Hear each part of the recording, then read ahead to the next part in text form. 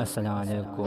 په هند کې په مسلمانانو باندې په مانځه باندې ولې پابندي لګېدلې ده.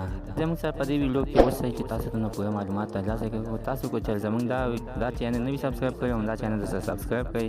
خوا کې اوسه د ټلۍ نشان ووهئ چې ښایي یوه نوي معلوماتي ویډیو تاسو ته په اسانۍ باندې در ورسېږي. دغه د وبا بیمارۍ د لاسه ټول ګز بندیز لګېدلی دی. دلي په بازار کې په جماعتونو باندې په اذان باندې هم پابندي لګېدلې ده.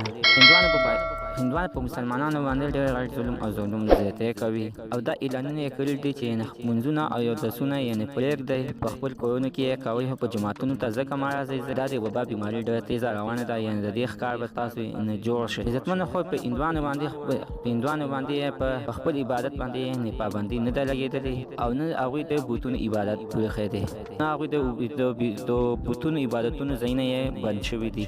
هغوی هغه شانتې کولو او سلام چلیږي، هغوی باندې څه پابندي نشته دی، هغوی څه بندیز څه پورې نه دی راوستی. هغوی وایي چې موږ د بوتونو عبادت کوو، نو دې سره موږ د وبا بیمارۍ مخنیوی کوو. هندوستان کې په دلي په بازار کې په مسلمانانو په جوماتونو کې د اذان ویلو باندې پابندي لګېدلې ده. په دا واضح کوي چې د اذان سره یعنې د وبا بیماري ډېره تیزه روانېږي.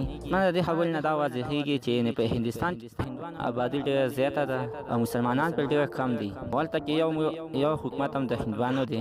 دغه د وجې نه د هندوانو مننې کېږي او د مسلمانانو یعنې داسې څوک نشته چې یې واوري.